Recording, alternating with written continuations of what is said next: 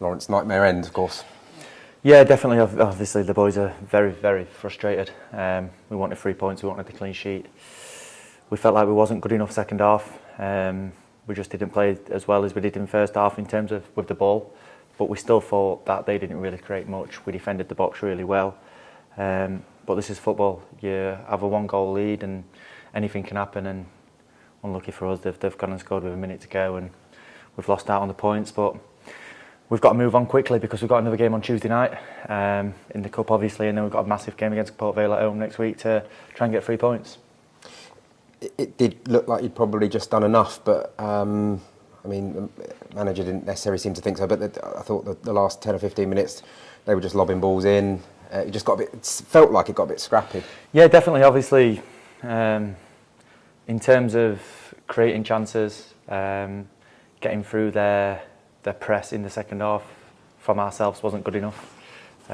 We didn't create enough chances going towards our fans on that side of the goal. We didn't excite them.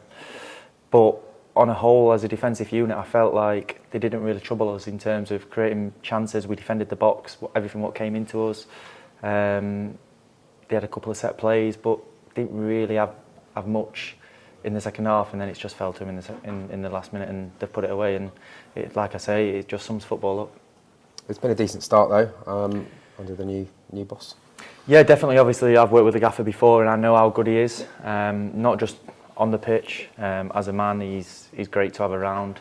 Like I said upstairs to some of the fans that he'll bring this club together, and this is what is needed. Obviously, they've had a few dark years, and now this is the time to build it up, and he's the right man for the job. Definitely, he's.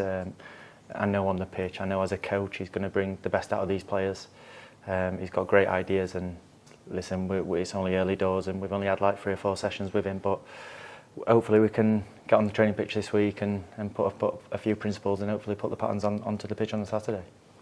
He might come as a bit of a shock to MK Dons fans though, because a number of managers over the last few years have maybe played down results like this and disappointments and looked to the next game and everything, but I don't think Scott Lindsay is that type, is he? He seemed quite annoyed with losing out on the 2 points. No, he is. He's straight to the point.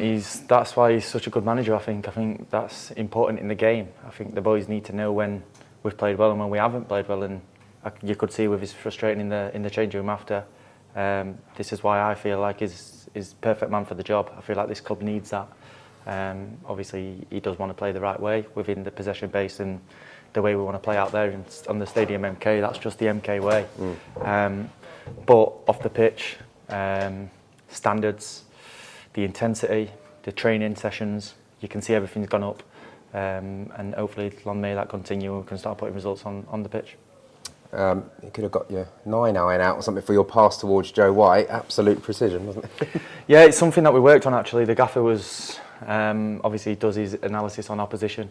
He's really big on that, and he'll be watching clips back on. He said before the game we worked on it yesterday about the gaps between the Tranmere midfield and the centre halves, and we worked on that, and it was nice for it to work to happen in the game. It was a great finish from Joe. He's got unbelievable ability, and it didn't surprise me when it went into the top corner. Yeah, it was a proper instinctive finish, wasn't it? Yeah, definitely. He's got, like I said, he's got that in him. You see it every day in training. He's obviously working with the top players on his parent club at Newcastle. So, yeah, it's a joy for him to be around. I'm glad he's got his chance now, and he's done really well in the 2 games. From a personal point of view, it's been quite a mad start, I suppose, coming in. You obviously got an injury for the first couple of weeks, and then change of manager. And from your perspective, I imagine just kind of bed down a bit now. Yeah, definitely. Obviously, it was so frustrating the first couple of weeks. I didn't want to miss games this year. I wanted to play as many as possible, and to have the back spasm I had to miss the first couple of games was frustrating on my behalf. And then I came back into the team, and obviously under Mike I only had 4 games. It wasn't obviously what we wanted to be, but now I feel like I've settled. I've played 8 games in a row. I'm getting fitter and fitter, and hopefully you can see that in my performances. How similar is it that what he's trying to bring in then from what you were playing with him at Crawley? Yeah, very similar. It takes time though. That's what I will say. It's a process, and people will say like it's similar styles, but it isn't really. The intensity has gone up massively. You can see after every training session, the boys are coming in saying, "Wow, how hard are these training sessions?" So he brings the intensity. He's obviously got a good coaching staff with him, with Jamie Day, Larry, and obviously now Ben Gladwin's joined, which is a massive bonus for the football club. But yeah, the style is starting to bed in. Obviously, you've seen a few patterns in the first half where obviously the 8s are rolling out and the 4s are jumping on. Me and Tux are starting to slowly step in a lot more than what we were doing. And obviously you can see from the press, if you were arrogant on Tuesday night, the press and everybody knows the job, what he wants them to do going onto the football pitch. So yeah, it's still only the early doors. We're obviously all very, very frustrated with what's gone on today with conceding the late goal. But we're minutes away from 7 points from 3 games, and it would have been a great start for the gaffer and everybody around. But now we've got to move on to Tuesday. Obviously, you mentioned the backroom staff there. I suppose it's going to help him as well, having guys like you and Liam who know what he expects, and you can help with the defensive unit. Liam can help in the midfield unit. Yeah, definitely. Obviously, that's something that I feel like I've got a lot better at in terms of I feel like I've become a leader, and I feel like the gaffer brings that out in me. Obviously, having a season with him at Crawley last year, I know his ideas, so and I feel like that's already happened. I get Tux, I get Offie.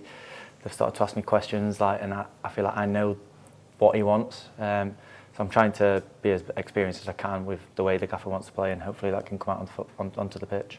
You guys probably don't look at the table quite as often as we do, even at this stage of the season, but all of a sudden, 13th place in the division doesn't look as bad as it does maybe a couple of weeks ago.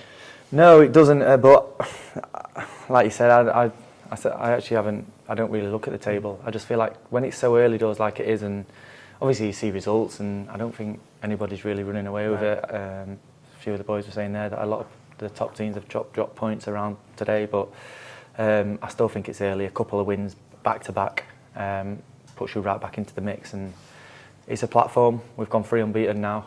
Obviously, when Skip was in charge, so we drew at Doncaster and won at Harrogate and drew at Bromley and drawn today. So it's 4 unbeaten. So yeah, it's something to build on, but we need to stop picking up wins.